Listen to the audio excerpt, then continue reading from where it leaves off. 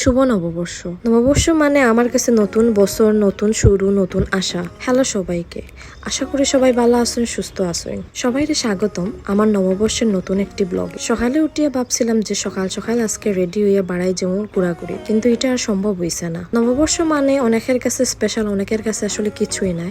তো আমি একটু এই স্পেশাল দিনগুলার একটু স্পেশাল ভাবে সেলিব্রেট করার চেষ্টা করি। আমার কাছে অলওয়েজ মনে হয় আমার হাতে সময় কম, জানি না এই ফিলটা কেন হয়। সো আমি স্পেশাল দিন পাইলে সর্বোচ্চ চেষ্টা করি একটু স্পেশাল ভাবে খাটানির লাগি। অবস্থা খারাপ, আমার গাল লাল করে লিতে লাগে। যেহেতু দিনও বাড়ানি হয়েছে না, সেহেতু রাতকেই আমি 7টার দিকে রেডি হয়েছি। পয়লাই আমি বেসলিনোর সিরাম প্লাস একটা ময়শ্চারাইজার ইউজ করছি। যেহেতু খুব গরম, এর লাগি মেকআপ লাস্টিং করার লাগি পিঙ্ক ফ্লাশের একটা প্রাইমার ইউজ করছি।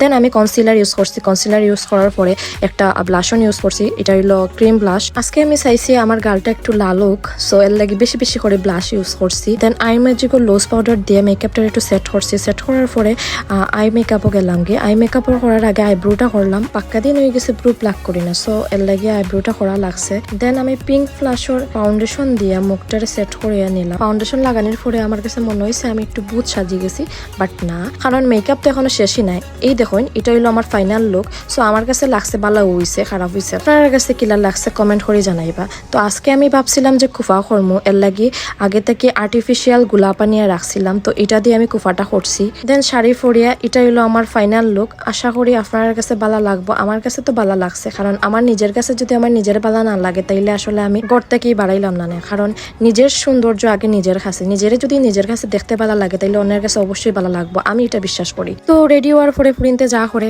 পয়লা একটু টুকিটাকে ভিডিও বানাইছি। বানাইয়া পয়লাই ভাবছি যে শাস্ত্র যাইমু, কিন্তু ভাবলাম যে রাইত বাজি গেছে 8টা, শাস্ত্র গিয়া কিচ্ছু পাইমুনে।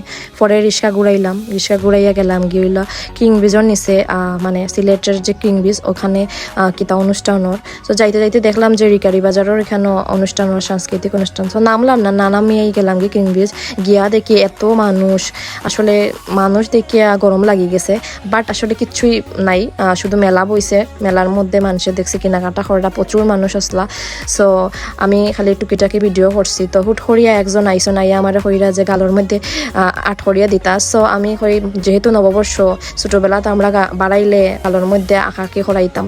সো এর লাগে শখের বশত আঁকলাম। আঁকার পরে দেখলাম আর্টটা এত সুন্দর নাই। আমি একটা ভিডিও ছাড়ছিলাম, ছাড়ার পরে দেখছি অনেকে কমেন্ট করছেন সুন্দর হয়েছে না। আসলেই সুন্দর হয়েছে না, আমার কাছেও তেমন ভালো লাগছে না, বাট বেচারা যেহেতু করিয়া দিতে চাইছে শখ করে, এর লাগে দিলাইলাম। তো এটার প্রাইসও আবার বেশি রাখি দিছে, 200 টাকা করে রাখছে। সো তো দেখলাম অনেক জিনিস লইয়া বইছে তারা, যেমন মাটির অনেক জিনিস। আমার একটা গুড়া খুব পছন্দ হয়েছিল, পরে বললাম এগুলো নিয়ে কিতা করতাম, তা নিলাম না। পরে টুকিটাকে খাওয়া দাওয়া করিয়া বাসার দিকে রওনা দিলাম। সো এটা আসলো আমার আজকের নববর্ষের ব্লগ। আশা করি সবার ভালো লাগছে। ভালো লাগলে লাইক শেয়ার করবা, আমার পেজটারে ফলো দিবা। নতুন বছরটা সবার ভালো খাটুক, আমারও ভালো খাটুক। সবাই আমার লাগি প্রে করবা যাতে সবার দোয়ায় আশীর্বাদে আমি ভালো থাকতাম পারি। বাই বাই এভরিওয়ান, দেখা হইব আবার নতুন একটা ব্লগ ও নতুন কোনো একটা জায়গায়। বৈশাখের বিকেল বেলায় তোমায় নিয়ে বকুল তলায়